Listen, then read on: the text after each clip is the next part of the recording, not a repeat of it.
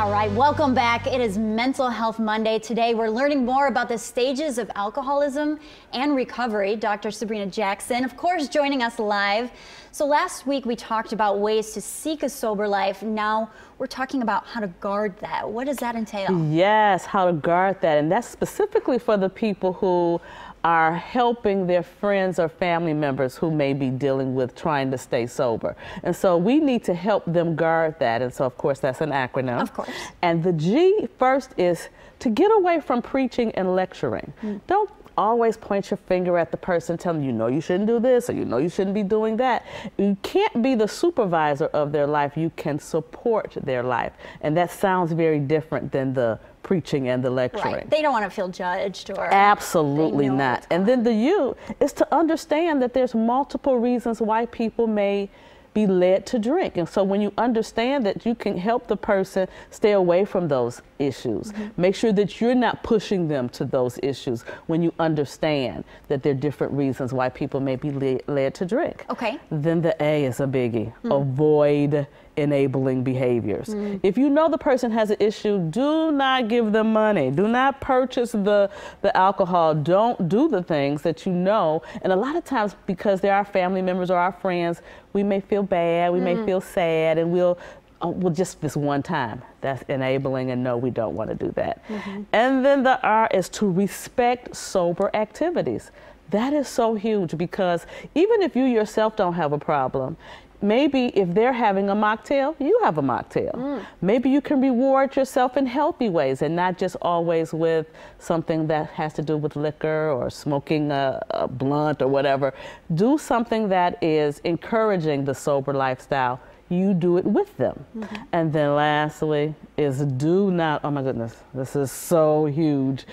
Don't revisit the negative behaviors. So don't be the one that's always telling the person, you remember what you did the last time you got drunk. You remember what you did. You remember you stole this from mama. Don't bring up the negativity, because what you concentrate on is what grows. And so if you concentrate on the negative, you're going to draw more negative. So think about ways to think about the positive. What things do you see them doing?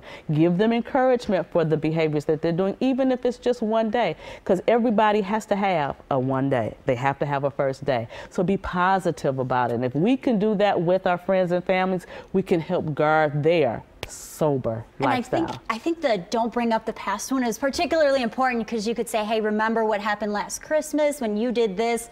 Well, they don't want to be reminded of that because they're looking forward, right? Absolutely. And this is the thing about the past. The past, we can't change. Everything that's happened 10 minutes ago, we can't change. All we have is now. So what are we doing in the now? How do we be mindful and intentional about the now and not focused on the past? Because we can't change it anyway. Let's uplift and encourage and inspire the now. And do you find, going back to that first one, don't preach and stuff like that, sometimes do you find that if someone feels judged, they might not confide in you or tell you something? You're not the person that they want to talk to if they are struggling. And so you want to make sure if a person is struggling that there is a safe space with you. And sometimes that safe space may just be listening. Listening is a skill where hearing is a bodily function. So you want to listen and just hear what they're saying, and then maybe repeat back to them what they said instead of chiming in what you think about what they've said. And so listening, that active listening, is very important. And so not to preach, not to lecture, not to make someone think that you think that you're better than them, because that's another thing that people do. Well, I don't drink, I've never drank, yeah, okay, that's you.